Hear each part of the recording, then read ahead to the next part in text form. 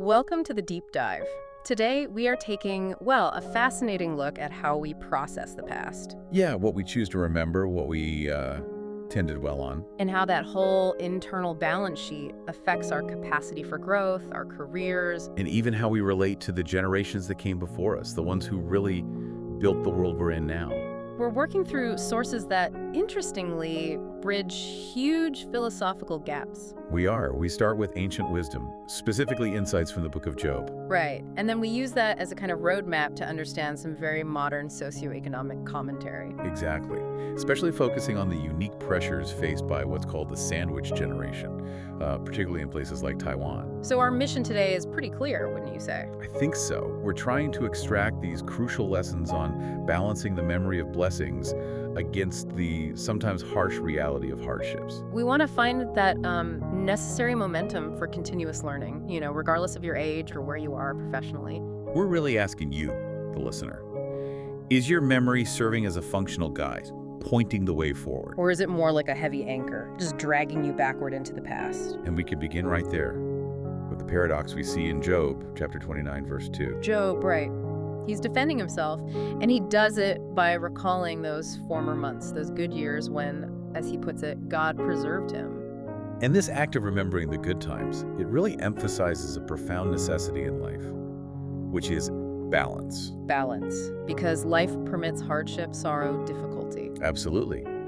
But those experiences, they're only part of the story.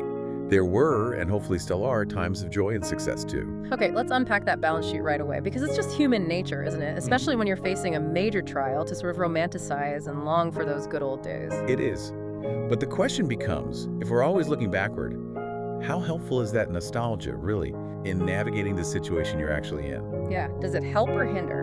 And this brings us straight to the core problem of perception, and maybe why people often get stuck, struggling to move past adversity. And there's a quote that really hits this, right? Yes, Patrick Wearsby noted, very wisely I think, that too many people write their blessings in sand, but carve their sorrows in granite. Wow, writing blessings in sand, but sorrows in granite. That image is incredibly powerful. It is. Why do we do that? Psychologically, I mean. Why treat joy and gratitude as so ephemeral, so easily erased, but suffering and complaint feel monumental, like permanent fixtures in our memory? Well, you could argue it's a kind of survival mechanism gone wrong.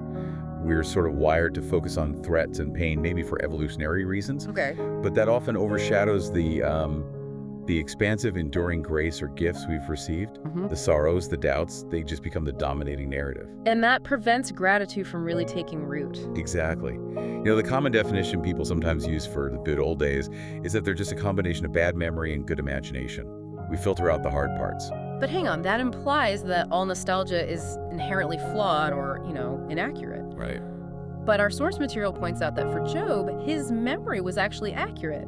The past was genuinely good for him. That's a crucial distinction. So if you know the past was genuinely better, maybe more affluent, less stressful, doesn't that make the present struggles feel even more crushing? How does that accuracy prevent stagnation? That's the key, isn't it? The problem isn't necessarily the accuracy of the memory itself. It's the functionality. How are you using that memory? Neutrality. Okay. For Job, recalling the past wasn't just about lamenting what was lost. It was about establishing his moral baseline, seeking context for his present suffering. Ah, context. Yeah, if we use the past simply to wish we could go back, to regress, we fail to grow. But if we use the past to understand our capacity for endurance, or the source of previous support, then it becomes a tool. So this is really the difference between memory being an anchor versus being a guide. Exactly. If we use that memory appropriately, it's highly beneficial. Psalm 77.11 reminds us it's helpful to recall the Lord's deeds, ancient wonders. That's using memory as a guide. But if you're constantly trying to repeat yesterday's exact success or relive a specific experience, then you stop adapting. The past must guide our direction, you see. It should provide lessons, caution, context. but it must never pull the boat anchor holding us rigid in the water. Precisely. If you're constantly trying to relive, say, a past career peak, or demanding that a new team operate exactly like an old one did. You prevent yourself from adapting to the current professional environment, the evolving market conditions. you get stuck. We get stuck. And there's a great little anecdote in the source that demonstrates how drastically perspective shapes that experience, even when the external circumstances are identical. Yeah, the author mentions 2 distinct places in Taiwan. He notes his current location, Hualien, sunny, business as usual. But his hometown of Yilan, just a short distance away, is having an unexpected typhoon day, which means work is officially called off because of the weather. So the same external situation, a major storm, but it can prompt entirely different reactions. Completely different emotional and professional responses. Yeah. Some people are genuinely joyful, great, an extra day off work. Right. Others, maybe those really focused on career progress or deadlines, might see that forced day off as an annoyance. They value the opportunity to work, to generate income, more highly. So attitude and perspective just completely shape how you experience the event. Totally. And this raises an important point for you, listening right now. If you find yourself constantly wishing things were like they were 10 years ago, how is that practically serving your growth today? Good question. Your memory needs to be functional. It should serve you, maybe help you avoid past mistakes, promote gratitude for the platform you actually stand on now. Rather than just feeling regret for a time that's gone by. And that concept, choosing to view burden as opportunity, or at least remembering the blessings alongside it, that feels like the perfect conceptual bridge as we transition from the personal choice to the collective reality. Yes, let's talk about the sandwich generation in Taiwan. A powerful, real-world application of memory and responsibility. Definitely. This demographic, they're typically classified as the 4th and 5th grade generations.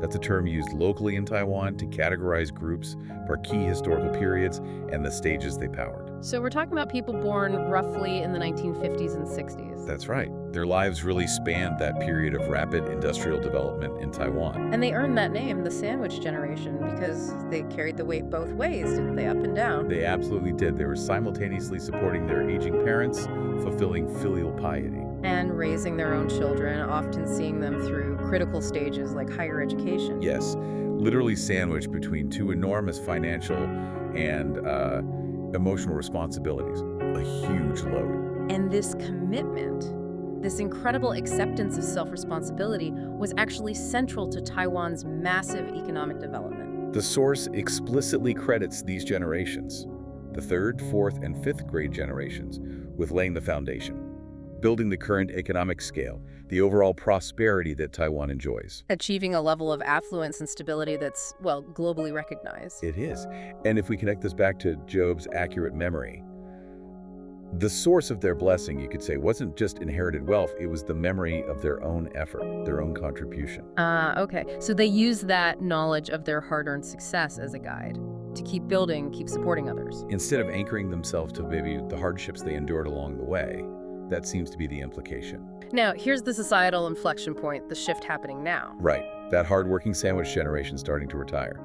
Many are expected to leave the workforce within the next decade or so. And the subsequent generations, the 6th, 7th, 8th grades, they face immense challenges in what's now a fully developed, high-cost economy. Specifically, the younger professional classes often struggle profoundly with things like high housing prices in Taiwan. Yeah, that's a huge issue. And despite often being highly educated, many holding specialist degrees, they frequently still need financial help from their retiring parents just to get established, to stabilize their position. So what's the critical takeaway here for those younger generations? Well, the source suggests that if you are benefiting from this stability, you really must reflect on the profound gratitude owed to those preceding generations for their cultivation, their investment in you. Their burden carrying basically provided the platform for your education and opportunity today. Exactly, and failing to recognize the source of that opportunity, well, that's like forgetting blessings that should be carved in granite, not written in sand. And that realization, that gratitude for the platform you're standing on, that must lead directly to the imperative for personal and professional growth, right?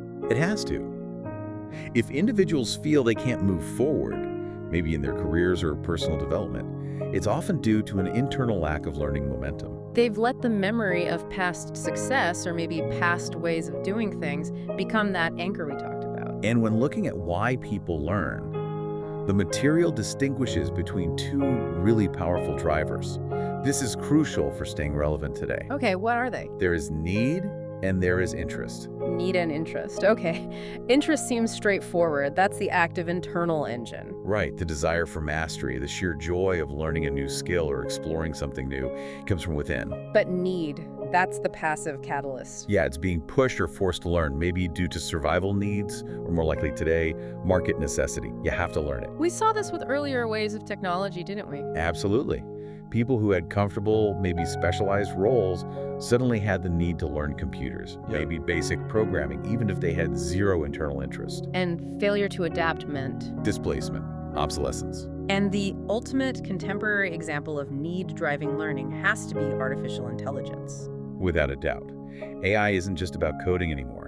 It represents a fundamental shift in how work itself is organized, how value is created. So if your previous success was tied to, say, specialized but repeatable cognitive labor, AI instantly creates a need to adapt. The source notes that computation itself will become difficult if you refuse to grow in this area. you're forced to develop other skills, lateral thinking, collaboration, judgment. Exactly, things AI struggles with. This elevates the discussion, really. If you refuse to grow or adapt in the age of AI, your past expertise, however great it was, can become obsolete almost overnight. Need forces adaptation. But interest, that proactive pursuit of mastery, of understanding, that's likely the only thing that ultimately provides a lasting competitive edge beyond AI's inevitable competence in many tasks. This growth mentality, then, is intrinsically linked to one's professional ethic.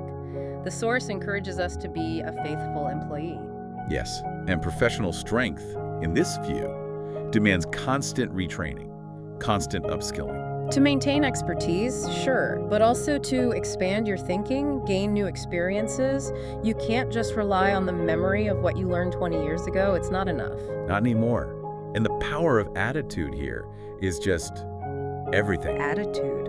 And the ultimate purpose isn't just about professional longevity or, making more money. The culmination of this professional strength, this personal growth, it should be having a heart that is willing to help others. Doing these things, working, growing, serving with love. That's the phrase used. With love, yes. So if we try to synthesize everything we've covered today, from Job's accurate memory of his past blessings and trials, all the way to the sacrifices of the sandwich generation, the lesson seems pretty clear.